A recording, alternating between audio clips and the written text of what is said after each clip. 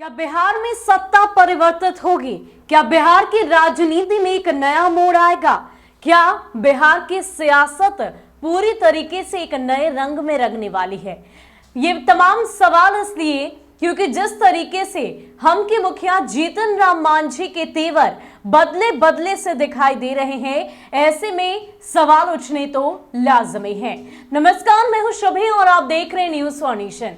इन दिनों बिहार के बांका में मदरसे के ध्वस्त होने के बाद सियासत चरम पर हो रही है। एक तरफ बीजेपी की तरफ से इस बात को लेकर बयान दिया जाता है कि मदरसे में आतंकी बनाए जाते हैं, उन्हें पढ़ाया जाता है, इसलिए मदरसों को बंद कर देना चाहिए। अब ऐसे में जाहिर सी बात है, विपक्ष की ओर से सवाल तो खड़े किए ही जा रहे हैं, लेकिन अब हम के मुखिया जीतन राम मांझी ने एक बार फिर से बीजेपी पर सवाल उठा दिए हैं।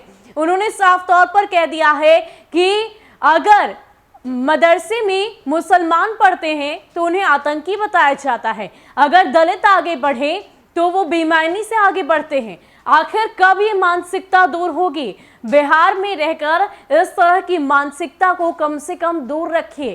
क्या कुछ कहते हैं जीतन राम मांझी, हम आपको पहले बताते हैं। गरीब दलित जब आगे बढ़े तो नक्सली, गरीब मुसलमान जब मदरसे में पढ़े तो आतंकी। भाई साहब, ऐसी मानसिकता से बाहर निकलिए। यह राष्ट्र की एकता और अखंडता के लिए ठीक नहीं। हम बांका बम विस्फोट की घटना की उच्च स्तरीय जांच की मांग करते हैं। पूरी तरीके से जीतन राम मांझी ने साफ तौर पर उच्च स्तरीय जांच की मांग तो की ही है, लेकिन सवाल भी खड़े किए हैं और अपनी ही गठबंधन दल के जो दूसरी पार्टी यानी कि बीजेपी पर ही उन्होंने सवाल खड़े करते हुए ये तक कह दिया है कि अपनी मानसिकता को बदलिए, क्योंकि ये मानसिकता बिहार की देश की अखंडता के लिए बिल्कुल भी सही नहीं है।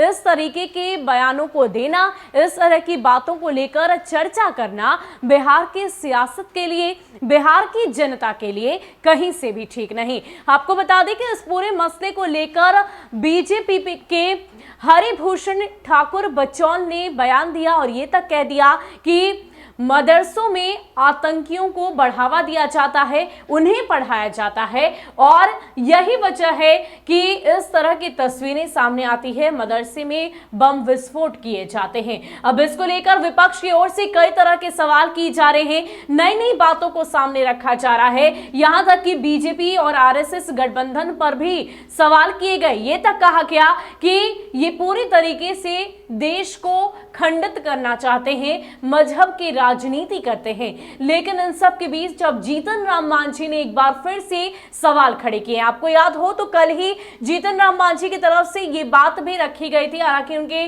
पार्टी के प्रवक्ता दानिश रिजवान ने इस बात की मांग की थी कि कोऑर्डिनेशन कमेटी का गठन किया जाना चाहिए और इस मांग को लेकर भी बिहार के सियासी गलियारों में काफी चर्चा हुई। कोऑर्डिनेशन कमेटी की मांग इसलिए की गई कि कहीं ना कहीं जो जेडीयू और भाजपा के बीच में रिश्ते हैं या तमाम गठबंधन दलों की बात करें, उनके जो रिश्ते हैं उनमें सही साफ सुथरी तस्वीर बिहार के सियासत में देखने को नहीं मिल रही और यही वजह है कि कोऑर्डिनेशन कमेटी के गठन की मांग हम की तरफ से की गई। और ऐसे में इस तरह की बातें एक बार फिर से जीतन राम मांझी ने कही है और नसीहत भी दे डाली है, साथ ही साथ यूं कहें तो इशारों में निशाना भी साध दिया है कि इस तरह की बातें करना कहीं से भी ठीक नहीं, लाजमी नहीं। ये बिहार की अखंडता को दिखाता है और दर्शाता है, क्योंकि कहीं ना कहीं इस तरह की बातों को बोलकर आप मजहब की राजनीति करते हैं, आप लोगों को बांटने की कोशिश करते हैं। इसलिए बिहार में रहकर इस तरह की मानसिकता को